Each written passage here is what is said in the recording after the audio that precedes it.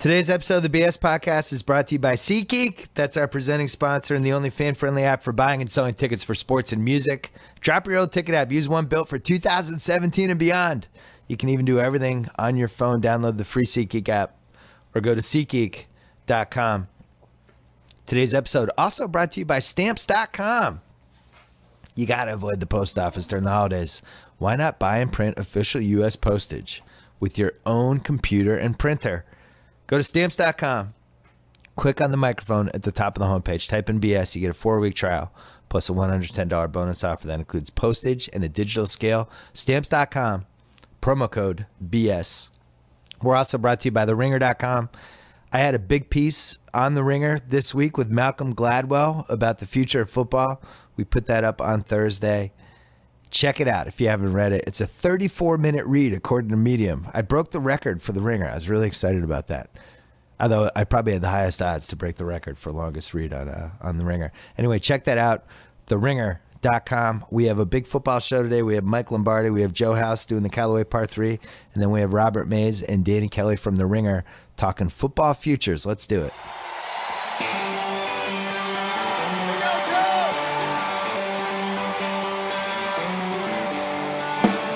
All right, from Fox and FS1, our old friend Mike Lombardi. A sad week for the Patriots. Gronk is hurt yet again. There was an article on ESPN.com today that listed all the injuries he's had since 2010, and it was like 1,200 words long, and I was depressed. How many? He's had 3 back surgeries now. He has a blown-out ACL that was repaired. He broke his forearm twice. He had a really bad high ankle sprain. At what point do I just start thinking that we are done with the prime of Rob Gronkowski? Well, I mean, his durability question marks are obviously going to stand out.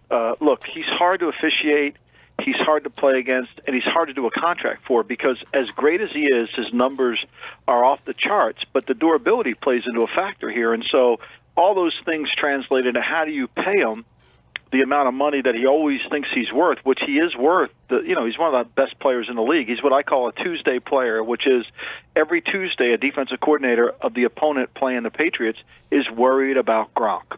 Tuesday players go to the Hall of Fame. Yeah. Tuesday players make you adjust your defense. Now, what I'd like you to do is throw away all those stats you have that Tate gave you about the Patriots without Gronk, because they're not realistic any longer. Yeah. The Patriots have another tight end, Martellus Bennett. All those stats are reflective of when they didn't have a tight end, when they had no one else. Then that's when the offense becomes really difficult to move the ball effectively.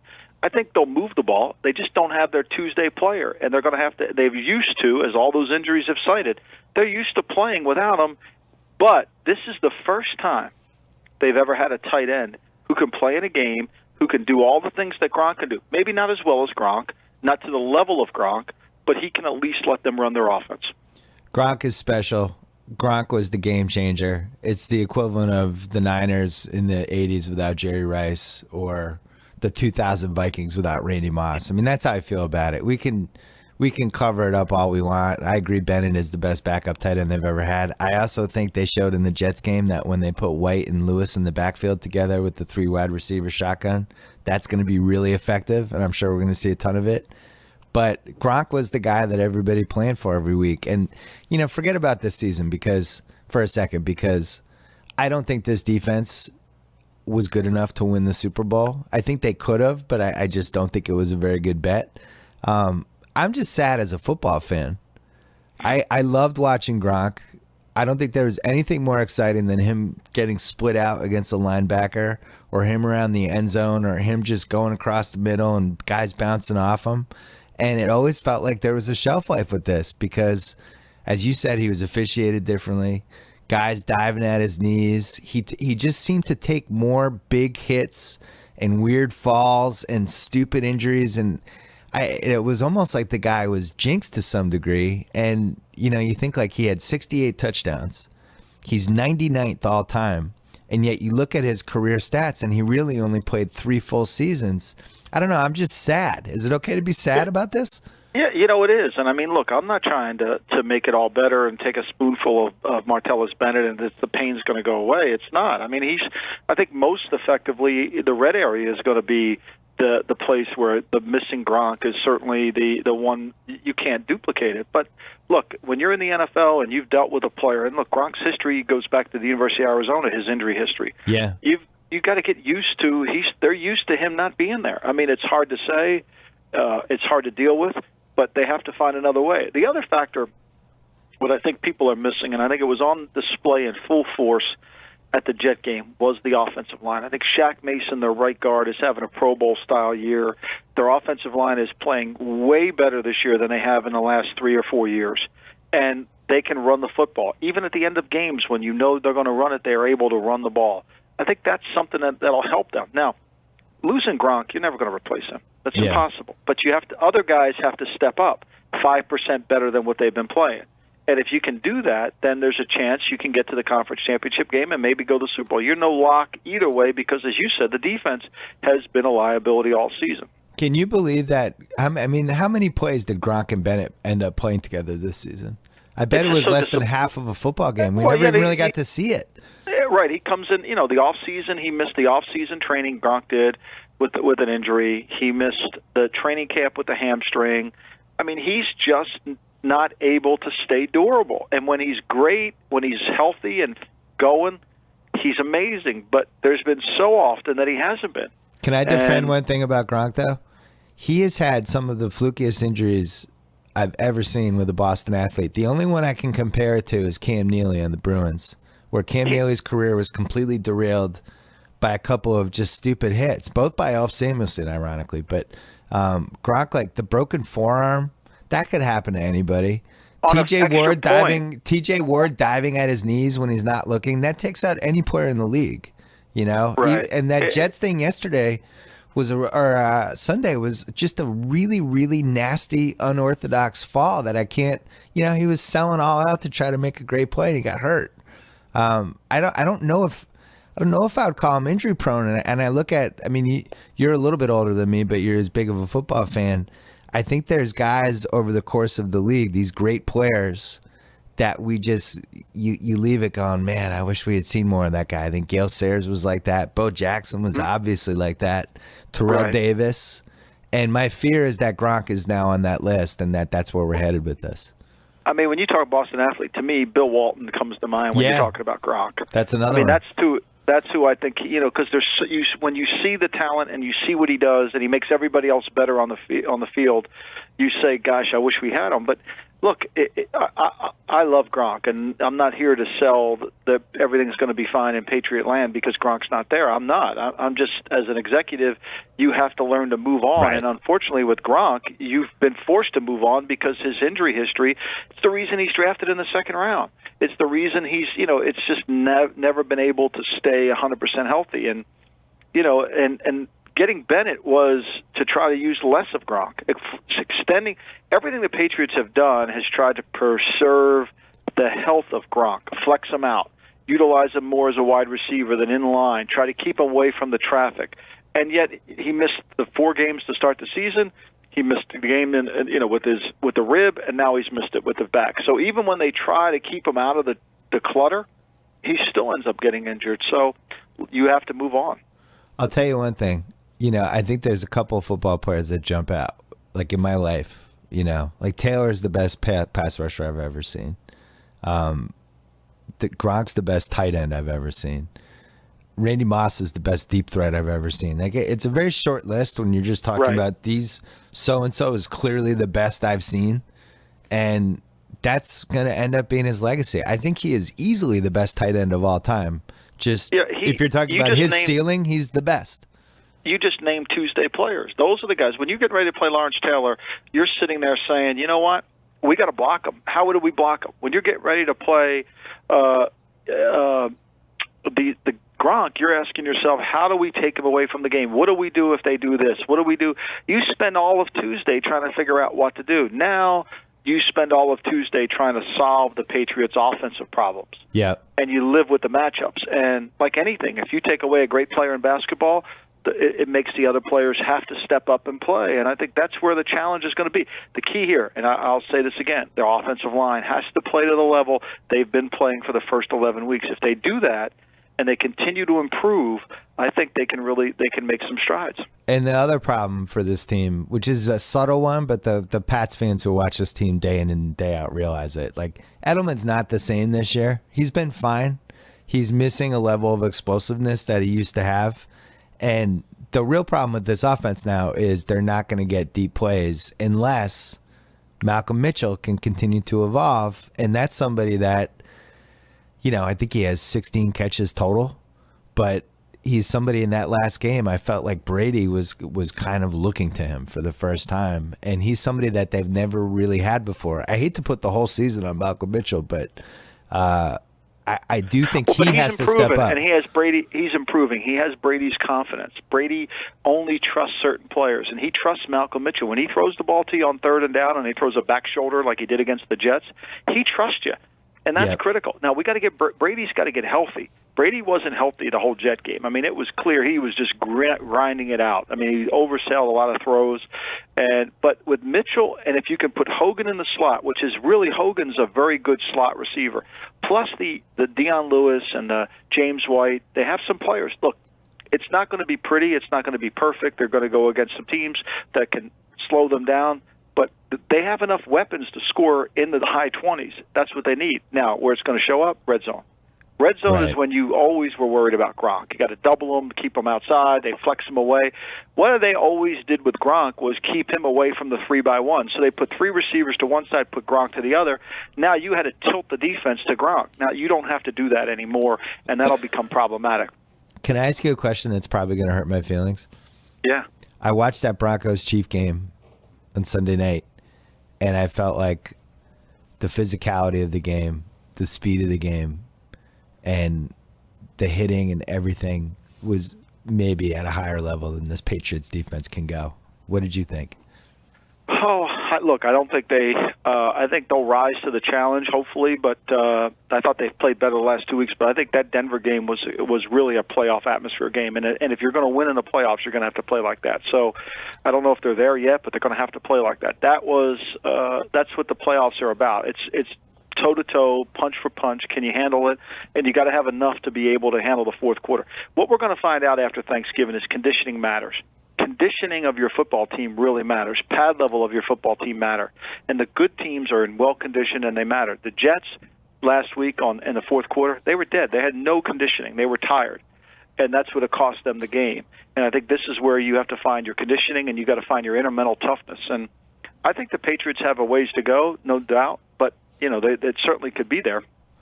Hey, is there a team that you feel like is coming on? A playoff team? I think the Baltimore-Pittsburgh dynamic is going to go there. Look, Raider fans are all over me, and I said this on my podcast, but I think this is really important. There's been no team in the last 15 – there's been one team in the last 15 years that has reached a conference championship game with a bottom-4 defense, and that was the 2011 New England Patriots, which beat Tim Tebow in a divisional game, and then beat the Ravens in the conference championship game because Lee Evans dropped the pass and Billy Cundiff missed the field goal. We should have lost that game. Okay, so my point here is there's no history behind it. There's also no history behind teams going undefeated on the road. Okay, there's been 3 teams in the last 25 years that have gone undefeated on the road. I think the Raiders have a really good team, but I think there's some liabilities with their defense that far extends past the Patriots' defense. And I think when you watch them, I think that becomes problematic. I think Pittsburgh and Baltimore are different in the sense Baltimore's defense is good, their offense stinks. Pittsburgh's offense is good, their defense stinks, but they're battle-tested. They know how to play. The wild card's the Chiefs. If the Chiefs go into Atlanta this week and they can win that game, which will be a hard game for them, coming off a 5-quarter game against Denver. Both Denver gets Jacksonville, and Kansas City gets Atlanta. And so we saw when Arizona and Seattle played 5 quarters, both teams didn't play well the next week. So you got to be careful. And I think what happens is that Atlanta is, rested, ready to go. I think Kansas City, if they can win that game, then they're going to be a really hard team to beat in the playoffs. And I think that's the challenge is going to be right there. Baltimore's defense gets Doomerville back And then they're getting Jimmy Smith back too, like within the next 2 weeks, right? And that defense was already good. I'm worried that they come into New England. They love playing New England. The games are always close. The Pats, I'm looking at the big picture here. If they lose the Baltimore game, which is possible, and they play in Denver, which they've had a lot of trouble, that Week 17 game against Miami, even though they have a 2-game lead right now, that game might actually mean something. Well, I think the Baltimore-Miami game is a playoff game this weekend. Yeah. Now, Miami has done an incredible job of turning their team around. They've gone from, -7 in the turnover takeaway to +8, and they've run the ball more. They've taken Tannehill out of the game. They're winning because it's less Tannehill, not because Tannehill's playing better. Right. And I think that their defense is the number one team on third down defense, so they're playing better there. So that game's somebody's going to lose that game. The Patriots have lost 2 home games already, which is unheard of. Yeah. Okay? I just don't know if they're going to lose another home game. I think they're going to get that fixed. And I think the one thing when you lose Gronk, I think you rally the forces around and you become more about the team, and I think this is what you're going to see. Well, I think Brandon Bolden and Danny Woodhead need to really step up for the Pats this week. Poor Jeff Fisher. Brandon and Danny. I mean, oh my God. And they're probably going to give him an extension. They probably will. And look, and people say, well, Goff's playing better. Look, Goff, give the Rams a little credit here is they put him in. He's thrown 63 passes in his NFL career, 55 of them been under shotgun. So at least they've put him in a situation, but he's far from being a proven product. I mean, look, this game in New England is going to be a challenge because you can throw the ball in this Ram defense. This Ram defense is all about their front. If you block them, I think what we saw New Orleans do to them is pretty obvious. You can pass the ball effectively on them, and that's what's be a good challenge for the Patriots. Their offensive line matching up against this front, and can their receivers, which I think are getting better with Mitchell and Hogan and all the guys there. I agree with you on Edelman, but he's starting to play better. I think that's where they have to win the game. Last question, did Tampa Bay win you over at all these last 2 weeks? I went back and watched them again. I think you could make a highlight reel of Jameis Winston's interceptions. I mean, that are dropped. Okay. I think they make a lot of mistakes, but their defense plays hard. I think their defensive front's playing better. Spence, McCoy, I think they're tough to block. I think they're playing effectively. They're playing complementary. Their field goal kicker isn't killing them. I think if they had Justin Tucker, they probably would have had 2 more wins on their team. So I'm won over in the fact that they're playing better. I think the win in Kansas City was a great win because they didn't dominate in the red zone. They had chances in the red zone, and they didn't put the game away. And then the Seattle game, I didn't see that one coming. Their defense played really well. I think their defense is playing much better. So I'm starting to buy into Tampa Bay. I think this week will be an interesting challenge for them. Are you worried that the Sam Bradford for a number 1 pick trade is going to trump the Trent Richardson for a number 1 pick trade as the best one-sided deal of this decade? Because I think we're now in range. No, I think that Sam Bradford will eventually. If they could look, 2 things have to happen in Minnesota. Either they have to get a better offensive line, or they're going to have to ask the defense to count to 5 Mississippi, because that's the only chance he has. Okay. Okay. And I think he's going to play in the league. When we traded Trent Richardson, there was no doubt for me that he wasn't going to be an NFL back after 2 years because he just wasn't fast enough. He just didn't have enough burst or enough explosiveness. Yeah. Okay. All right. So you're still ahead in the game. Mike Lombardi, you have to run, so we'll talk to you next week. I'm sad about Gronk. You didn't make me feel better, just for the record. I feel exactly how I did 20 minutes ago. All right. Thanks, Bill. Bye, Mike. I'll talk to you soon. Bye-bye. Quick break to talk about FrameBridge. If you've ever seen anything we've done in my office for Facebook Live, you probably noticed how nice my posters looked. Our friends at FrameBridge framed everything in there. FrameBridge's experts custom frame your items in days, not weeks or months, days, and deliver your finished piece ready to hang. Go to framebridge.com. You can upload digital photos, Instagram, whatever you want. Their designers will even help you pick the perfect frames. They offer a happiness guarantee, and instead of the hundreds you will pay at a framing store, their prices start at $39. All shipping is free. The TLC they put in their framing and packaging is incredible. It's one of my favorite companies. As I've said many times, I'm a FrameBridge groupie. Find out why InStyle called them a genius site. Go to framebridge.com, use promo code BS, and you will save an additional 15% off your first order. They just framed 7 new posters for me, including an incredible Bob McAdoo Buffalo Braves poster. Do your thing, FrameBridge. Again, framebridge.com, promo code BS. And since we're here, let's talk about Harry's.com. They sent me some razors last year, and it changed my life. I don't get shaving cuts anymore. I don't get shaving zits on my neck anymore. I have a nice, clean, happy face. an aging face, but a nice, clean, happy face. Thank you, Harry's. If you're not using their state-of-the-art German-engineered razors, I feel sorry for you. And if you're not getting Harry's as a holiday gift for a loved one, I feel really sorry for you. This holiday, Harry's is offering a limited edition shaving set, midnight blue chrome razor handle, which you can get engraved with your initials or somebody else's initials. 3 German-engineered 5-blade cartridges, foaming shave cream, a beautifully designed gift box. It goes for $30 on Harry's.com. They also offer handles and sets starting at just $10. If you haven't tried Harry's for yourself, free shipping ends on December 9th. Enter offer code BS at checkout, and you get $5 off on that limited edition holiday set. That is Harry's.com, code BS. All right, it's time for Joe House. All right, every week Joe House and I do the Callaway par 3. We make 3 picks. Yet last week we went 1 and 2 against the spread because even though I made the case for 5 solid minutes that the Washington Native Americans were going to do a backdoor cover against Dallas, we still somehow ended up taking Dallas and losing that. We should have gone 2-1. And actually, the Vikings lost by half point. So I feel like we have a pretty good feel. Robert Mays from The Ringer is here. Hey, guys. Danny Kelly is going to join us after House leaves. House, how are you? I'm outstanding. There's a guy out on a golf course right now. I don't know if you heard his name. I mean, I'm a little bit chagrined by our picks last week, but you know that Washington pick was one of my reverse jinx. I hate you. You're not allowed to do Washington anymore. I just hate you. We're not doing Washington Callaway par 3. They're not on the card. But look, everything's great because the Tiger is on the prowl. So life is good. Very quickly, let's talk about this because I watched like about 7 holes yesterday. Maze, your whole life, how old are you, Maze? I'm 29.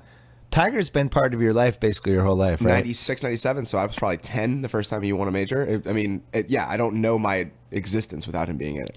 Old guy Tiger was pretty disarming yesterday. He didn't have the same swivel in his hips, anything.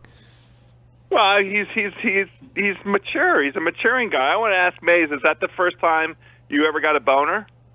It's definitely one of the first 5. I'm not sure if I could say it's the first one. Okay, sure. I'll accept that. Yeah, no, I mean, he's definitely he's not the physical beast Tiger Woods anymore, but I do feel like there was enough there, at least in what I saw, that we just want that one Saturday when he's at the Masters and he's 2 up on Saturday on the 8th hole. That's all I want. Or even 2 back, just in it. I just want him to be around. One weekend. Yeah. Just one. Just give me one more time. U.S. Open, any of those things. He gave us a nice taste yesterday. He was 4 under through 8 holes, tied atop the leaderboard. There was a lot of excitement along on the Twitter, but mainly the important thing for this weekend is that he comes out on the other side of it healthy. And, knock on wood, so far, the way his swing has looked, it's a little bit longer. There's been a lot of deep analysis. He's getting through his right side a little bit more efficiently. I don't know about all that stuff. But we just want him. This is a perfect tune-up experience. Limited field. Course he's very comfortable on. Guys are going to score like crazy on it all weekend long.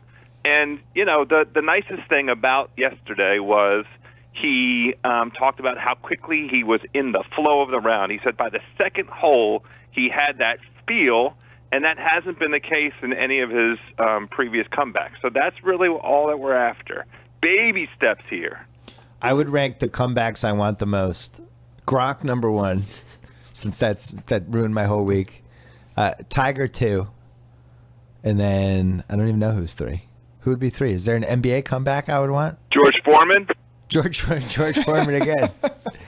House, quickly before we do Callaway par 3, do you care about Russell Westbrook's triple-double quest? Of course. What do you mean? Do I care about it? Okay, I do too. I care way more than I thought I would. Why are we calling it a quest, by the way? It's not a quest. He's just playing his ass off and helping his team win games. And it just so happens that they need a triple-double out of him to be competitive. I'm not calling it a quest. I don't think he can get 10 rebounds a game for 82.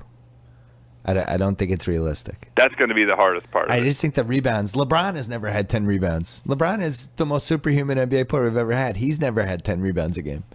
I feel don't like see Russell it. Westbrook has that tinge of crazy to the point where he might be able to do it, though. LeBron wouldn't play with that reckless abandon over an 82-game stretch because there are bigger goals in mind. I think Right. Quest is probably the right word with Russell Westbrook. I think you're being a little kind to Russell Westbrook at your house. But that's the thing is, I don't know if physically you can play like this for 82 games. We've certainly That's the key. Jordan was the only one who did it, and even Jordan would pick his spots a little bit. But Jordan, the Yeah, best he that- ever did that- was like 38-8, but he was also guarding the other team's best guy on defense. Russell Westbrook, defensively, maybe not the same. Well, that's why he can as play that Michael hard Jordan. Yeah, everywhere else. he's definitely doing some. I All right. watched. Yeah. Well, yeah, very quickly on Russell. I watched him have a bad game this week. They hosted the Wizards Yes. down there in OKC, and he shot terribly from the field, but he still willed them to a victory. He made his first three of the game with 3 minutes left in the fourth quarter. But I will say he gets a bunch of sneaky rebounds because his IQ, his intuition, coupled with he has like a little bit of a Rodman kind of rebound intuition. He was getting to the ball before guys had him boxed out. Guys had better position, but he was getting to the ball ahead of them because he was anticipating where it was going to go. So that's just the last thing that maybe might help him on that rebounding count. I watched a little of that game. Your team's terrible, House. Why don't you trade John Wall? What are you waiting for? What I'm good not is he indulging any of this. What good This does is he an do on that absurd, team? Just trade You're him. still bitter about preposterous. You're still bitter about Native Observation. Americans last week. You're coming back in house with this. It's not fair. You should trade John Wall. What good does he do? Just be the worst team in the league. You have a chance. You could be the Nothing to worst talk team in the about. league. All right, not let's do talking our about any picks. of this. Let's do our picks because we have some other stuff to get to. All right, you go first. We make 3 picks against the spread every week. You can go first. Okay, I'm liking the Atlanta Falcons this week. They are favored, I believe, by 4.5. I've seen 4 also. Kansas City has not covered in consecutive games all season this year. They covered last week, so they're not going to cover this week. Recent history shows they have a really hard time post-Denver when they go on the road and play a team coming off a win. 0-7 straight up, 1-6 against the spread. That Sunday night game was a brawl. I loved it. What a great football game. I think Kansas City, they have a Thursday night against Oakland coming up next. So this game in the middle here, I think they might get run out the joint. You think I'm taking the Falcons minus the 4.5. I got it Falcons -5. You think there's a chance the Chiefs take it easy this week because they got that Thursday game, Mace? They need this game. I mean, Okay. think about what Miami's doing and what's going on in the division. I don't Yeah. think you can take it easy for a single week. If they lose another one, I think they're going to be in trouble. I don't love this pick, House, but I haven't loved really any of your picks. And the record has backed up my fear of your picks. My favorite game this week is the Carolina Panthers in Seattle getting 7 points against a team that they have played over and over again. Danny Kelly, we're going to talk about it when he comes on. They have played this team a lot, and they play them well, and they like playing them. And Carolina is the best bad team in football. They do the most stuff of any team that's not going to make the playoffs. Oh, Tate just jarred up. Sorry, Tate. But they can do stuff. They're not going to get blown out. I thought Seattle got their ass kicked by Tampa. I was shocked by that. They could not do anything. And I really think they miss having that kind of back that can come out of the backfield and do some stuff. They really only had it for a couple weeks with Procise, who was terrifying, and then all of a sudden was out. And I don't know. I think it's hard for them to move the ball. I think it's hard for them to block. And I think Carolina can either win this game or cover by 3. And I think we're going to look back and wonder how the hell Carolina didn't make the playoffs. When Wait a minute. I thought we were going in on Carolina together this week. Oh, let's do And I wrote a Okay, let's say all do you right. That's our together pick. You're right. You're right. My bad. As usual. I mean, I get properly criticized for my crappy picks, but we do this every single week. We get on, we compare notes ahead. We say, these are the teams we like together, and then you get on and try and own it yourself. I want in on this one. Okay, you take I that like one. the Panthers, too. Good. All right, that'll be our we're joint both pick. we're going in together on this one. The line's 7 from what I just saw. Yeah. You said something about 3. I mean, No, it's 7. I said I think it's a 3-point game, and I think either team can win. All right, that'll be our joint pick. Okay. I'm with you. My third Carolina, only 2 of their 7 losses by 7 points or more this year. I mean, they're in every game. You just made the point. Seattle just 2-3 against the spread at home this season, and Carolina can win on the road. So great. That's our in joint Seattle, pick. they did it last year. That's it. So third pick, I was going to go with Tampa plus 3.5 at San Diego, and I've decided not to. Oh, I just keep staring at the Washington Native Americans getting plus 2.5 in You Arizona. do this to yourself again. I think Arizona sucks. Yeah. I've watched them very carefully the last couple weeks just for maybe some financial reasons. Defense pretty good, but then falls apart in the second half. Offense, just nobody's on the same page with anybody. Carson Palmer looks bummed out. Their receivers aren't explosive. It's hard for them to move the ball. They are the master of the drive is just starting to take shape. And then miscommunication, first down pass, followed by the second down holding. And all of a sudden it's 2nd and 22. And David Johnson gets stuffed on the screen pass. Now it's 3rd and 24. Maze, you're with me. It's amazing how much different it feels watching them this year. Because last year, when you would see him kind of take a 7-step drop, really set up to let it rip, there was a fear for the other team. Now, as soon as he starts doing that, it's like, oh, this isn't going to end well. Yeah. It's so incredible how much of a different feeling it is this year. He's playing falling backwards. Yeah. And he has no confidence. And I think that's one of the sloppiest teams. You know, you think about like the bad teams are always sloppy, Browns, all those teams. Yep. But the Cardinals are like the sloppiest team that actually has some talent. Drops too, just so much. Yeah, I mean, and it's Palmer's not playing well, but everyone else isn't playing well either. Michael Floyd's not doing what we thought he was going to do. John Brown has been very good. Yeah, there are 10 reasons why they're bad, but I never thought it could get to this point. In Washington, I think Washington is a good team. House, I thought you could have won on Thanksgiving if your kicker came through.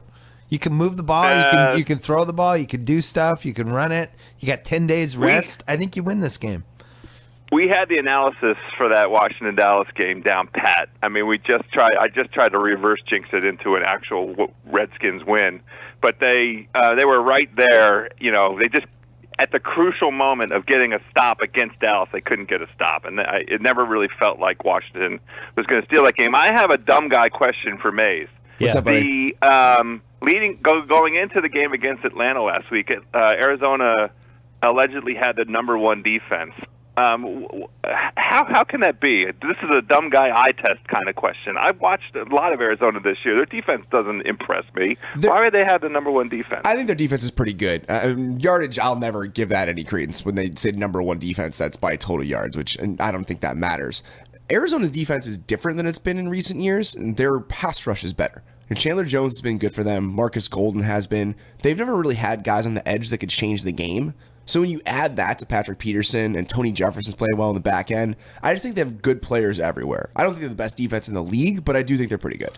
And also, like, even so that's what makes me nervous against my team. That's why I think it's a really good measuring stick for you guys, because I haven't seen Cousins light up a good defense in the last few weeks. If he does it again against Arizona, that's what I'm really going to start believing. The advanced metrics are screwed up this year. The Football Outsider guys have done a good job of talking about this. Like, they have that DVOA model, which is just out of whack, but the reason it's out of whack is everybody is so close together that if you look at the rankings, they don't actually tell you that the defense, like, is the number 2 defense this year does not equal the number 2 defense in 2010.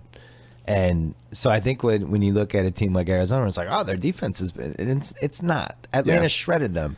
Like every other team, even if they have good players and they have really good strengths, there are weaknesses. The fact that Marcus Cooper plays a lot for them, there just isn't a spotless unit anywhere. Even Denver isn't like that this year. Is Danny's mic on? Yeah. Danny, hop in on this. Hold on, Danny's going to get his mic. I want to know if Danny likes 5 defenses. Because Danny's the kind of guy at 3 a.m. he's watching weird YouTube clips trying to figure shit out. But I think I like the Denver. I like KC with all their guys back. I think is a good defense. Minnesota played really well last night. Minnesota's I still believe D look in them pretty when good. they're healthy. Seattle's D look Seattle, good. you always have to. Yeah, I mean they're definitely in the conversation. Do we officially like the Baltimore defense, or do we just feel like they're doing well against? I officially like the Baltimore defense. House, do you like any of their defenses? That Baltimore defense let me down against Dallas. I thought Baltimore was going to win that game. Jimmy outright. Smith back though. When he's back and you get Doomerville, I think they can reach another level. I really do. This is Danny Kelly from The Ringer. House, meet Danny Kelly. Hey, Danny. House just said, "Hey, Danny." All right, I'm here. Danny, do you like any other defenses other than the ones we just mentioned? I wasn't really listening. I was trying to get the mic set up. Sorry. I like Philly. I'm not as big on Philly as you are. I don't like the fact that Leotis McKelvin is a principal part of it is worrisome, but I really like the front seven, so Right. I believe. I think the Wentz has sucked the life out of the entire Eagles team. That's right. That's fair. Everybody got so fired up for Wentz for that first month, and now between the fact that he can't control where his passes are going and he has a terrible receiver running back combo, the defense is like, oh man, we are fucked. It's never a good feeling when you have the former first round pick that's a healthy scratch. It's like, oh, Nelson Aguilar's just not playing today. Oof. That situation is weird. Yeah. Well, he was really, truly terrible, though. Yeah. He was like actively hurting the team. House, where did you get Jamison Crowder? They drafted him. It was a rare good draft pick by the Deadskin. I like that guy. I think he's good. I like your team. I like the They have talent. the best receiving core by far. Yeah, It's I think ridiculous. Yeah. How are they not laying points in Arizona? I don't get it. All right, so those are our The three. defense. We're taking Arizona plus 2.5. We are taking Carolina plus 7 in Seattle. And then you are laying 5 points against the Chiefs, which, I don't agree with, but whatever. I don't agree with That's anything fine. you do. You did a Shack House this week, right?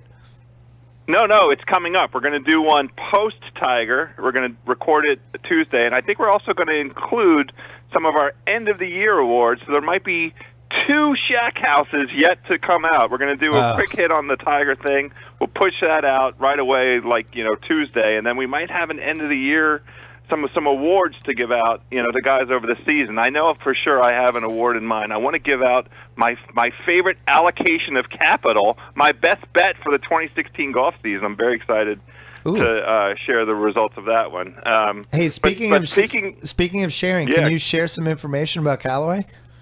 Yeah, I would love to. It is, as you know, the holiday season. Callaway has their holiday gift guide. You can look online. They did a Facebook Live yesterday hosted by the inimitable Amanda Balionis. Give the gift of forgiveness with the Big Bertha Fusion, Callaway's most forgiving driver, or let a loved one unwrap explosive distance with a brand new set of steelhead irons. Callaway, the #1 irons in golf. Get you some. Promo code HOUSE. Ship them to your house, your own house, for free. Promo code HOUSE. Free shipping. House, you got to figure out how to do those in less than 20 seconds. I mean, that was like that was like a Paul Thomas Anderson movie.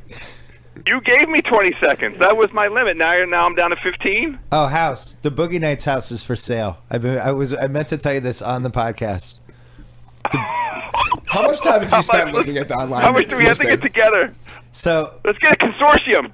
It's a little pricey. It's $1.5 million. Oh, that's like 20 of us can go in on that. It's in Covina, California, which is about 40 minutes from LA toward Ontario. It's going in a direction like kind of near Commerce Casino.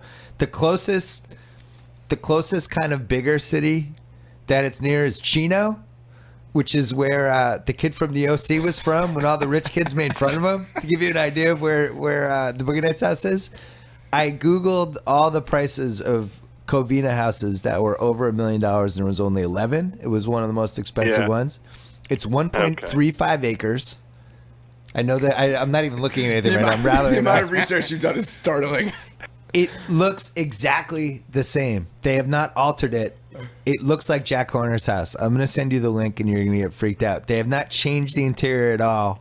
I mean, there might be the bullet hole from Little Bill in the wall. I'm not sure, but it looks exactly the same. Like literally it's possible to buy the Boogie Nights house and have Jack Horner parties there. And it could be a real thing. I just want to get in that pool one time. Do a flip like Reed Rothschild? Yes. So, yeah, I'm just laying that out there. I'm going to send you the links. But America, you can look at the Boogie Nights house. It is incredible. It's amazing. Joe House, thank you. Thanks, guys. Later, bud. All right, we're going to bring in Maze and Kelly, but first, our friends at Squarespace make it easy to build beautiful websites without breaking a sweat, regardless of skill level. No coding needed. Whether you need a landing page, a beautiful gallery, a professional blog, or an online store, it's all included with your Squarespace website. And also, their state-of-the-art technology ensures security and stability. You get 24/7 online support. You can even design a best-in-class online store with Squarespace's award-winning templates and customizable settings. And with Squarespace Commerce, you get all the tools you need to track inventory, process orders, and send custom emails in one intuitive interface. Squarespace makes adding a domain to your site simple. Sign up for 1 year. You'll receive a custom domain for free for 1 year. Start a free trial today. No credit card required. Squarespace.com. Use offer code BS to get 10% off your first purchase. And now, Maze and Kelly. I'm here with Maze and Kelly, who do the Ringer NFL show. They did not do that on Friday because we taped the whole NFL thing yesterday, which you'll be able to find on YouTube, and we also ran as a podcast. Danny, this is your virgin appearance. I know. It's crazy. We're going to talk about futures because this is a great time to talk about futures. I'm in. We're heading into week 13. Perennially a really good time to get some decent odds on things like this. Will the Browns go winless in 2016? Here are the odds. Yes, plus 160. No, minus 125. I'm sorry, minus 225. You have to bet on that just for the fun of doing it. I'm going to give you their games. Home against Cincy, at Buffalo, home against San Diego, at Pittsburgh. Oh, yeah. That's not an easy stretch. Not an easy stretch. Cincinnati's the worst team they play for the rest of the season. Yeah. So yes is plus 160. So basically, if they get through this week, I don't think they win. No. But Cincy's not very good. I mean, they're not very good relatively, but they're a lot better than the Browns. Yeah. I mean, they have a lot of injuries, though, so, I mean, they're, like, with no A.J. Green. It could absolutely happen. Yeah. And just the enjoyment of being able to root for a winless season, I feel like that's what makes the odds worth it. Divisions. The Lions, minus 180. Packers, plus 220. Vikings, plus 750. So basically, it's Lions versus the Packers. Yeah. Are we Minnesota's in a tough crossing? spot Are we now. riding in the Lions? Or because I think they're going to lose to the Saints this I'm week. not. We were talking about this on our show that we recorded yesterday. I think it could absolutely come down to that Week 17 game between Green Bay and All they have Detroit. to do is be one game back. But if the Packers win, then what happens with the tiebreakers? Green Bay won both their head-to-heads. So they beat Oh, yeah, them Green Bay head-to-head. won the first Yeah. one. So What do you think, Danny? I picked the Lions, but I'm feeling... I mean, anybody in that division is just so unbalanced. Yeah. Like, the Lions are good on offense, terrible on defense. Maybe one of the worst defenses in the NFL. But then you saw what the Packers did the last couple of weeks. Not this last week, but 30 points plus 4 weeks in a row, 40 points plus 2 weeks in a row. I mean, that defense is hurting. And I don't know if, beating the Eagles necessarily tells us a whole lot because the Wentz, thing is, I don't know, it doesn't tell us a whole lot. I agree. I just think that if I'm going to make a bet on one of those teams, I'm going to feel safest putting it on Green Bay. Maybe that's 5 years of what's happened previously informing my decision, but that's just, it feels safer to me. Or they just caught the perfect Monday night opponent, a team that could not run the ball at all. When that's how you beat Green Bay, one of the reasons you just run the ball down their throats, they're not going to stop you. And Philly had Smallwood and Sproles, all these dudes. They have no receivers either. And No the receivers. main problem with the Packers, other than the run defense, is they have, they're playing their third and fourth corners right now. Secondary is equally bad and hurt. Who do the Packers play this week? Against Houston. They'll beat Houston, I bet. God, that could be an ugly game. Lamar Miller could run it down their throats. I feel better about their run defense than you do. I think that right now where you take advantage of Green Bay is their corners just aren't very good, and Brock Osweiler isn't going to be that guy. No. That's the problem. Yeah, they might have lucked out. Similar to what happened last week. Is it cold in Green Bay yet? Is it getting really cold yet? I haven't been in the Midwest in 2 weeks. I have no idea. It's got to be starting. Can you see? I mean, Brock Osweiler's played in Denver, but I mean, it's not going to help him to This be could be the Brock Osweiler farewell start. Yeah. If he sucks this week, and they still have a chance to win the division, obviously. They're still winning the division. Yeah. But I mean, if they ridiculous. lose, it'll be It's the weirdest like thing. tied or whatever. They'd have to go with Tom Savage. It's a snow game on Sunday. Ooh, there we go. Wow. It's that time of So year. long. Brock's going to be stumbling around like a new baby deer. NFC South, Falcons 4-1 favorites. Bucks at plus 350. Saints at 15-1. Panthers 100-1. Now, if the Falcons lose to the Chiefs and the Bucks beat San Diego, They're a game back, right? no, they'd be tied in the loss column. Oh, that's right. 5, yeah. If the Saints win and both of those teams lose, the Saints would be a game back and tied with Tampa. And then Carolina basically has to win out. Carolina's hoping for a 9-7 four-way tie. But even then, I think they'd be screwed. I don't think Carolina has a shot. The Saints are interesting to me, and we talked about this a little bit. They're so dangerous. And if they did get in, I think they'd have a puncher's chance in any game. They're like Washington. Yeah. Saints or Washington as a 5 or 6 seed, you'd be like, oh, shit. Right. Yeah. I got to score 30 points to beat these guys. Exactly. Tampa's schedule is brutal. That, to me, would be the biggest drawback for picking them. They have so many tough games down the stretch. It's hard to imagine them winning even 3 of those. Who's your favorite out of those teams? I mean, I Amanda? like the Falcons. Yeah. I think the Falcons are solid. Their defense is, I mean, it's like the same as the Lions. Their defense is terrible, but their offense does enough where, like you said, you're going to have to score a lot of points to beat them. I also really like the Saints. I think the Saints defense has picked up a lot lately. And with what they do with Breeze, I mean, that gives them a chance every week. So There's something to be said about beating the shit out of a couple teams. I totally agree. You know, and the Saints have done it, what? it's hard to blow out teams in the NFL. They have, 2 blowout wins in their last 4 weeks. One was against the Niners, but the Rams, not an easy team to score 49 They on. embarrassed them. They They embarrassed moved them. the ball at will. It was really impressive. I wonder how many points have the Rams given up like this year? They got to be pretty good in the points per game column. I think just that defense is good enough to keep the games Even low when they scoring. haven't been playing well, outside of that whatever weird one debacle happened in San Francisco, they haven't gotten blown out. Even No. when they've been uninspiring, they've been solid. It's like and 10 that's and why 6 every game. last 10 week to was 6, I really should weird say. to watch. Yeah, Who do you have? Steelers minus 220 or Ravens plus 180? I'm on the Steelers wagon now. I am too. I think that what we saw against Indy is an indication of what we may see for the rest of the season. And, Roethlisberger's back healthy. They finally have Bell, him, and Antonio Brown together. I think that they're the most dangerous kind of lurking wildcard team in the AFC. Like we were talking about the Saints in Washington. So you don't like the Giants' chances this weekend? I mean, I like the Giants some, but yeah, I like the Steelers. So it's a very disrespectful 6-point spread for the Giants. Giants are the worst 8-3 team of all time. It's Happens so hard every to year. get excited about them. Where is it? It's in Pittsburgh. Huh. Yeah. All right, NFC. Oh, let's do AFC South. God, what a mess. Texans are the favorites in the AFC South. They're minus Still? 120 favorites. How close is Tennessee? Tennessee's plus 200. Colts plus 350. Tennessee has. They are they not playing this week? Oh yeah, they're on off bye. the- They have a They're on weird. bye. How did they 13 get bye. a bye this late? Crazy bye. The Colts are home. Oh, I'm sorry.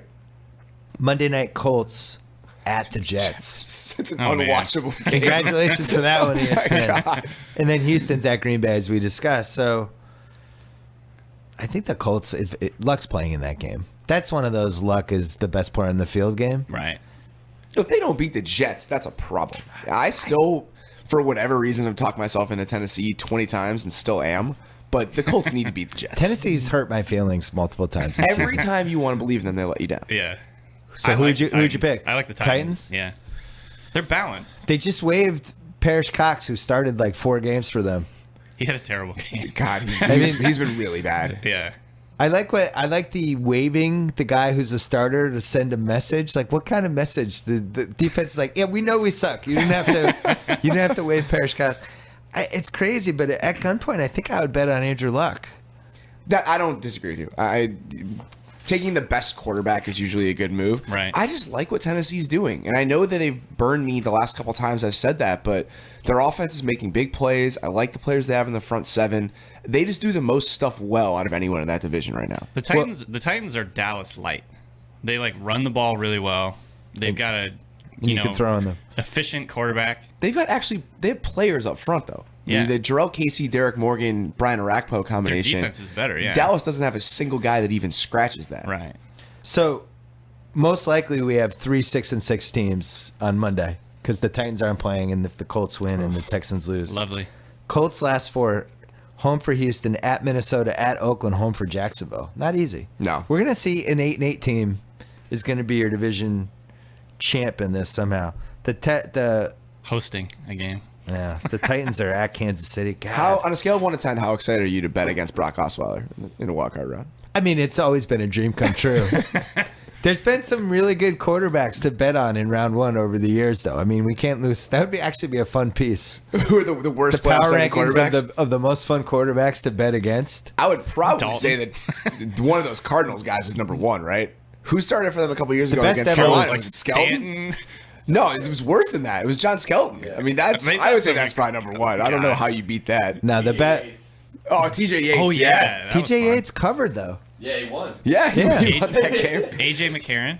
Now the Yeah, Was that- from last year. I have to go far back, but for some reason I remember this very vividly and happily. Quincy Carter. It's like 2003. Started a playoff game and was getting less than double figures in points, and it was beautiful. And I thank God every day for it. People they don't really give enough credit to how bad Kyle Orton was in 2005. He was Oh, I forgot absolutely about that. unwatchable when the Bears won 11-5. This is a piece. We should do this piece. Let's do it. The worst round one quarterbacks to bet against, and will Brock Osweiler be worse than all of them? AFC West, Raiders even, Chiefs plus 150, Broncos plus 550. Chiefs are not favored this week in Atlanta. They're getting 5 points. They're probably going to lose. That's too many. I want to see Atlanta do it against a really good defense. You know, they played well against Arizona I was last week. surprised by but that line. Kansas City, their defense is for real. 5 points is a lot. I think Vegas factors in if you played 5 quarters. Yeah, Oh yeah, that would make sense. I think it's a good point. I just think that's brutal. What was the other time that happened? Oh, the Well, Seattle. the Seahawks, Seattle, when they Arizona this tied, year, yeah. when they tied Yeah. after, it was like 6-6 or whatever. It's also that Seattle Arizona game was brutal in a way that Kansas City Denver was the same way. I mean, it's two really physical teams. There were like 20 people on the injured report for Arizona after that game. Yeah, Arizona was I feel probably bad not for the all those same guys after this that week. I game. can't imagine what they're feeling like. Which one would you take out of those AFC West teams? I think I still like the Raiders. Okay. I do too. Sticking with the Raiders. Both of those other teams, I feel like, are probably going to make the playoffs, but it's hard to pick against Oakland division. I would take the Chiefs if their schedule wasn't as hideous as it is. They basically have to win in Atlanta this week to have any chance. And I think after last week, rough one. All right, MVP. Ooh. Matt Ryan plus 400. Tom Brady plus 400, who I think he's Matt almost Ryan is the across. co-favorite right now. Zeke Elliott plus 500. Dak Prescott plus I was 600. going to say. Derek Carr 8-1. Matt Stafford 10-1. Wilson 15-1. Rodgers for some reason 25-1. Kirk Cousins lingering at 25-1. That would be amazing. Kirk Cousins and Aaron Rodgers have the same MVP odds. That This would is be where we amazing. are. And then it gets wonky after that. I've already made my case to you. I think Dak's the MVP because I think you have to measure him against all the backup quarterbacks.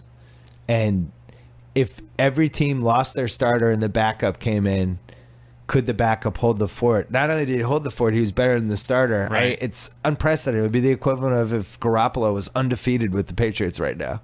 It's unprecedented. I don't understand why we have all these qualifiers. I don't think you can give it to him. I do agree this is like the Dallas season. Last night was kind of an indication of that. It's just a Thursday night game where they didn't play great. It's the sort of game you lose and they didn't. Yeah. But I think in that kind of, if this is Dallas' season and we're throwing them hardware, I think they give it to Zeke. That would be my guess. I don't think they should, but I think that could absolutely happen. I mean, I think Zeke's going to get it, but I think you can definitely make the argument for Dak. It's funny because we don't even talk about it. I don't really think about him as like the backup, you know? Yeah. Yeah. It's kind of interesting because, I mean, he started the whole season, but he's played so well, you're not even really like, wow, this backup is great. It's kind of just like, he's just great. Yeah. This has been a passion of mine for a while, like what a most valuable means. Right. Because I think almost every time people just go with best player. But like, On the best team. all right, just fundamentally, what does most valuable mean? It means if you remove that person from the team and you replace them with somebody else, what would happen? So if Dallas had Alfred Morris and Lance Dunbar and all these dudes instead of Zeke Elliott, they'd still be like 6-4. You know, maybe he'd lose 3 games, but I still think they would be an above average team. If you replace Dak Prescott and you put some of the shitty backup quarterbacks we've seen from around the league in that spot, it's a 2-9 team or a 3-8 team. Like we saw it last year with Castle. They couldn't function. But that's how quarterback is. That's why the MVP for the most That's part. why the quarterback if you- always wins Yes, MVP, because though. he's inherently the most valuable. If we're going by that definition, though, it's Russell Wilson. Russell Wilson is the most valuable player in the league. If you replace Russell Wilson with the league average quarterback, that's a bottom 5 defense or bottom 5 offense. Oh, I agree with that. Well, what if you replace Matt Ryan with Brock Osweiler? I mean, that's a problem. I mean, Brock Osweiler. That's the thing, though. It's not going from Matt Ryan to Brock Osweiler. Isn't going from a really good quarterback to an average one. It's going from a really good quarterback to the worst one. So who's the most average quarterback? Like if you put Tannehill on the Dolphins, or if you put Tannehill. So if you he's put Tannehill on the Tannehill's Falcons, the most average quarterback. if you He's a put good Tannehill on the Falcons are still really good on offense. They're either 5-6 or 6-5. They're worse, but I still think they're a top 8 offense with Ryan Tannehill at quarterback. So if you put Ryan Tannehill on the Seahawks, what's their record? That's a good question. It's hard because the defense is going to carry them to wins, but in terms of their They're offense, 4-7, Oh man, 3-8.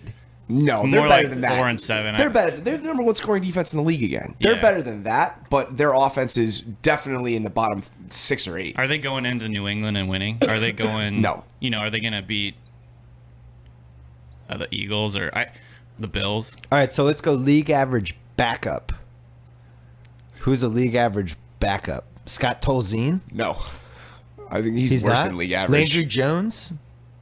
That might work. Landry Jones, the most average backup quarterback. That's he fine. is the Cowboys quarterback for the first 10 games of the season. What's their record? 2-8.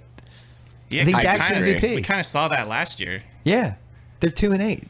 Dak's the MVP. You just don't want to admit it. But that's, again, we're talking about last year they had Matt Castle and Kellen Moore and Brandon Whedon. That's not league average. That's bottom of the barrel. That's the worst quarterback Matt play Castle got a imaginable. big contract, though. Is that an indicator of whether a guy can play? Matt Castle has Yeah, been Osweiler horrid. got a good contract. Matt Castle from his That's last year true. in KC has been literally unwatchable. When he was playing at Minnesota those first 4 games, people forget how terrible he was. He broke his leg, and that's why Teddy ended up playing. But before he did that, that game he played against New England that season, I can't remember a worse game from a quarterback. Maybe Geno against the Bills that one game. I don't know if I'm going to argue for Dak being the MVP, but when you look at the amount of times he's made big third down throws, think about the amount of drives would have died without him at quarterback. He's the type of quarterback that's really good for them because he can extend plays with his legs. In a weird way, it's kind of the stuff that Romo did a couple years ago. 3rd and 6, you just trust they're going to get it because he's so good at extending stuff, making plays out of the pocket. He just has an improvisational element to him that makes him really useful in those There's situations. 2 other factors you guys didn't mention yet. Doesn't turn the ball over. Yep. Which is my favorite quality He's for any on like quarterback. 2 record streaks without an interception. Yeah, he just doesn't. He hasn't fucked up a game yet. He hasn't Right. even really fucked up a drive.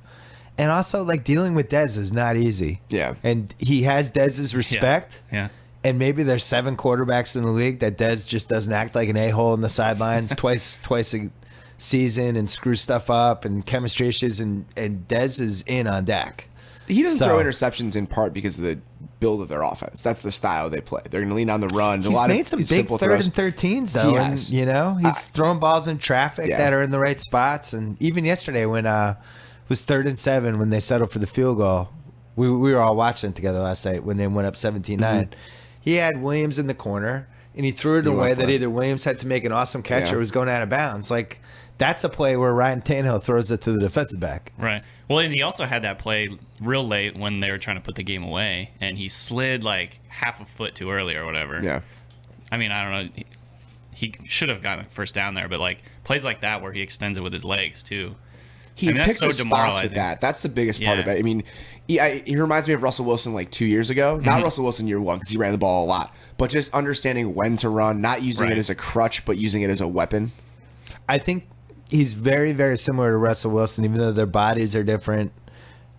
The one thing he doesn't have that Wilson has that nobody else has is that the go to the right, Spin do back. the spin back, That's the go to the Romo left. move. It's like, Romo Rogers. Those are the Yeah. 2 other guys. it's just unbelievable. It's Yeah. unstoppable, and he creates 2 extra first downs a game with that play. And him and Roethlisberger, and Rodgers still not quite as much as he used to, but those guys that can, it's so depressing when you're on the other side, and it's we had him. That's like what I'm saying. Roethlisberger's the king of that. Demoralizing. Yeah. So demoralizing. We'll see how good Dak is mobility-wise when he's not playing behind that offensive line. Because Right. there's True. no more disparate situation than Russell Wilson's current offensive line and Dak Right, Prescott's. I think like 5 years ago, I wrote that Roethlisberger should be a stat. Where it's like you should have been sacked, but you weren't. Escapes. You got a Yeah. first Like, down. you like yeah, carry it's- 2 guys like tugging on your Wilson jersey. would lead the league by far this year. The Houdini plays. Oh, no question. Yeah. Yeah, it should, or call it like the Houdini or something. We got to talk about Super Bowl matchups. So I have the odds for these. First of all, they took the odds off. Why'd they do that? All right, sorry. All right, we'll go Super Bowl odds then. First of all, who do you think's going to win the Super Bowl? And I'll tell you the odds. It's hard for me to pick against Seattle still. I know they played terribly last week. I just think they're the best team. From top to bottom, offense, defense, when they're healthy, I still think Seattle's the best team. Yeah. Plus 650. I'm still sticking with the Cowboys, man. Like, to me, they're the team, just like gut feeling, that has been the hardest to beat in the NFL right now. I mean, their record shows that too, but like, just you have to be perfect to beat them. But Seattle can be. That's why I believe in Seattle, because if there's a defense in the league that is spotless at every level and just all over the place, it's the Seahawks. And if there's a unit that can give them trouble, I still think it's Seattle. I like that you're trying to convince me I about know. Seattle. I can't believe I'm in this position. Danny's playing hard to get with it. No, I don't think it is. I genuinely am not feeling quite as confident as you. I think they're good. But like, offensively, I watched a lot of that Tampa game last week. I thought they had an incredible amount of trouble moving the ball. That's an outlier, though. I don't know if it was an outlier. Backup center, backup right tackle. I mean, when your offensive line is bad and then you start replacing players, that's what happens. Right. I feel like if they can get healthy, they're going to be a lot of trouble for somebody. Who's their they can get healthy. Who's their 25-yard play guy now? I mean, it's basically Jimmy Graham. Yeah. But Doug you can Baldwin's take still out tight around. ends. But Wilson makes anybody that guy. Curse can give that to you. Lockett can give that to you. They can make plays down the field if he has time. If they get Lockett going, that would make me feel a lot better. We're also about 2 weeks in from Russell Wilson being healthy. Right. We haven't seen him healthy for most of the season. If he's healthy, there's no way you can count them out, even on offense. I think Dallas is going to have home field. They have to go into Dallas and beat them.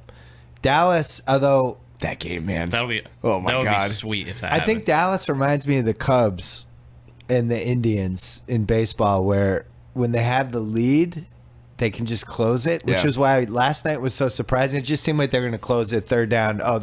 We were laughing like they had the ball, they're up 8. Yeah. Oh, this is over. They're going to get a first down. But then Prescott screwed up his slide. All of a sudden, the Vikings have the ball back. But I just think if they're up 4 at home with 7 minutes left, they have the ball. Like, I don't think the other team's getting it back. Yeah. Minnesota, watching those fronts play against each other yesterday was fascinating. And the Vikings, you got so offensive line nerdy about. I made you rewind like a simple Tyron Smith pass set. That Minnesota team went toe to toe with the Cowboys' offensive line. And when you look at Seattle, with Bennett, Clark, Averill, the guys they have up front, they have the sort of horses to also go toe-to-toe with Dallas. And I think that's why it's going to be a good matchup. I think if there is a team that can beat Dallas, it is Seattle. Are we sure they can hold up for 20 games? Yeah. Because they could get the 2 seed, I guess. But I think they'll that's end a up team with the that 2 needs seed. to not play in Week 18. Right. Yeah, I think they will get the 2 seed. And, I mean, I'm kind of anticipating an NFC Championship game between the Cowboys and the Seahawks. Maybe that. I mean, obviously that's just hope, but like, I can't see. It's hard to see another situation. I agree. Washington's offense is really good. Atlanta has a ton of firepower, but I don't think either of them are in the same class. Can you imagine Sunday championship weekend, Seattle at Dallas, and Oakland at New England? Yes, I can, because it's all I want in the world. That would be fun, man. That is a great Final Four. Oh yeah. That Oakland-New England game is going to be a ton New of England, points. they have the history of the tuck rule and the roughing the passer penalty in '76 and the uniforms, and that'd be unbelievable. I'd be fired up for all for the that. talk early in the season about how ugly the games were and ratings and everything else. The teams that are still going to be there at the end are really fun. I mean, there's a really good crop at the top of it all that is just enjoyable to watch. I can't remember who I was talking about this with, but if you take just 12 playoff teams, I think we were talking about it. Maybe 10 are really fun to watch. Yeah. Remember when we were saying how there weren't fun NFL teams? But obviously now the NFL just takes 10 weeks to get going. Because the really It's a bad 10-week offenses are too bad. The teams with really good defenses and bad offenses, the offenses aren't the level of competent you need to make the playoffs, like Baltimore. Yeah. For the most part, it's the bad defense and good offense teams that have been winning. Even the Giants, who are always like dissatisfying and they just leave you kind of joyless and dry. This year they're kind of fun because they're They're just unpredictable, wacky. Every once in a while, Beckham. Odell will just have the Yeah. 77-yard Right. Odell run can- touchdown. I can't. They just make me glaze over. I don't know what it is. JPP had a pick six with one hand. Their defense has got some playmakers on it now, which is fun. Yeah. Danny, let me ask you this: Seattle Giants at Seattle. Could that be a round two? I guess that couldn't. Yeah, that I don't know. could. If the Giants won the 4-5, Oh, would that send him to Seattle? Yeah. or if they won the 3-6, Giants Seattle. Odell That would be a fun one. Odell is getting punts. Odell is back for every punt. How frightened are you? I'd kick it out of bounds, probably. They will, right? Is there? I like it. I mean, you might as well at that point because he's the only guy Yeah. on your team that can make a play like that on offense or special teams. So It's hard for me to imagine the Giants winning cold weather games with those running backs. yeah, That's the thing. That would be my Yeah. biggest. Other than the fact that defensively they have 3 good guys and 8 shaky ones. Do you But think that the running game, I don't see it. Yeah, because you think that offense functions real well. It's hard for me to imagine. Against a zone team in the rain. exactly. You know, because the Seahawks mostly play zone. I mean, they do other stuff, but it's not like I feel like Odell's not going to house one against Seattle just because they're playing with their eyes. You know, He's not going to take that slant 60 yards Right. because there's just too many bodies in the way. Well, don't the typically. Seahawks go into that game saying we're knocking out Odell Beckham if he comes over the middle? Yes, Yeah. that's Cam Please, Chancellor's please job. run the slant over the middle. Yeah. We are and going. Earl, yeah. Please. When's the last I time have something Seattle waiting gave for up you. a big like passing play that was not a jump ball to like Mike Evans? A play was just broken coverage that somebody totally fucked up. Well, the fact that I can't really think of one. I mean, I'm sure there are a few. Yeah, but nothing comes to mind. But like they don't do that egregiously. It's funny because like when Richard Sherman gets beat like bad, which has happened like 5 times in his career or whatever, like people talk about it forever. But Yeah. like the Seahawks, just that's the main tenet of Pete Carroll's defense. like is the Mike Evans don't play get last beat week, we had where he had the hand on it. Julio scored a pretty long touchdown that was kind of a broken coverage, but you have to pick them out. It's Yeah. not as if they happen every The 3 big- weeks. the I big was plays- shocked by Mike Evans kind of took it to Sherman a couple times in that game He on is He's Sunday. good. reached ridiculous He is level. good. Basically, like, I'm as good of an athlete as you, and I'm catching the ball every once in a That's while. a really good matchup. It was. I mean, like Sherman, he's actually I think better against small guys these days because some of the like Dez and I'm trying to think of who else have had really good matchups. Like Brandon Marshall beat him a couple times. You know, I mean those are the hardest matchups for him. Mike Evans, if I did a year-end awards right now, Mike Evans would be my most improved, even though statistically probably is relatively similar to last year. We But had I 2 just think he's touchdowns so last relaxed. year. He had 3 touchdowns last Yeah. year, and he's got 10. He's this got year. 10 now. I was wrong He's about a the lot of He was stuff. dropping passes last year all the Yeah. time in Yep. big moments, and he doesn't drop them anymore. And Yep. he's kind of become Fitzgerald-y. He's Makes he's big plays calmed in down. traffic. He's ridiculous. I mean, I was wrong about a lot of stuff coming into the season. I was very right about that. He was the one guy I was like trumpeting it before the year. He's I going to mean, be yeah. huge, and he has been. Well, you were wrong about the lap dance you gave DeAndre Hopkins for the entire 2016. DeAndre, let me be Lap clear. No, come on now. DeAndre Hopkins is still a very good It was like football one of player. those 3-song lap dances too. It wasn't even one lap dance. I feel so bad for him. Having to toil away with Brock Osweiler is the worst fate. Fitz made it work with John Skelton and all the Ryan Lindley, all these dudes. Yeah, I had to go back to the Hopkins? ATM with DeAndre Hopkins. It was not a lot of responsibility there. I've been proud of him that he hasn't completely snapped though. I would have gone Right. crazy at this point. It's crazy that he did so much better last year with the 4 guys I that they know. had. I just never thought it could be like this. Every kind of conversation about it was, look at what he did with those guys. Even if Osweiler was bad, there's still a consistency there. right. I just never imagined he could be this terrible. All right. Do we have any long shot? We're going to go in a second. Do we have any long shot Super Bowl sleepers? Because here's the list. Chiefs 18-1, Giants 22-1, Broncos 28-1, Lions 30-1, Dolphins 35-1, Packers 35-1, Baltimore 40-1, Denver's 28-1. That's a good bet. Redskins 50-1. I would go with Denver. Denver or New York. Denver 28-1. That seems like too much for me.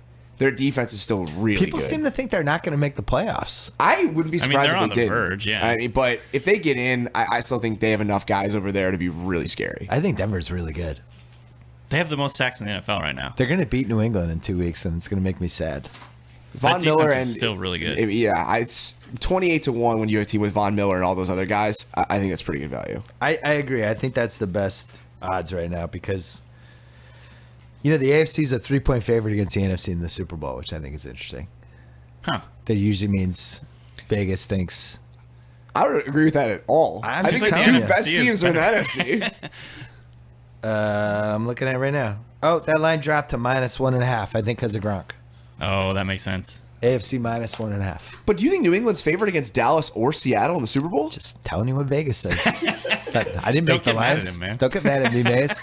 So we can listen to you guys on the Ringer NFL show every Friday, Yep. and then you're with Kevin Clark on Mondays, Kevin Clark on Mondays. and we can read you this month, next month. It's Yep. kind of your wheelhouse, Mace. It's we're getting down the stretch here. Yeah. 5 weeks left. This is the time. I'm glad you've stayed focused after the Cubs World Series championship. I showed up at 8 a.m. the next day know. and recorded a video. You I was flew on in. it. You flew Incredible. in. All right, thank you, fellas. Thanks, bud. Thank you. Thanks to theringer.com. Remember, huge back and forth I did with Gladwell about the future of football. We wrote it. It went up on theringer.com on Thursday. Check that out. Thanks to stamps.com. Avoid the post office during the holidays. Buy and print official U.S. postage with your own computer and printer. Sign up for stamps.com. Use promo code BS for a 4-week trial that plus a $110 bonus offer that includes postage and a digital scale. Click on the microphone at the top of the stamps.com homepage and type in BS. Thanks to Dick's Sporting Goods.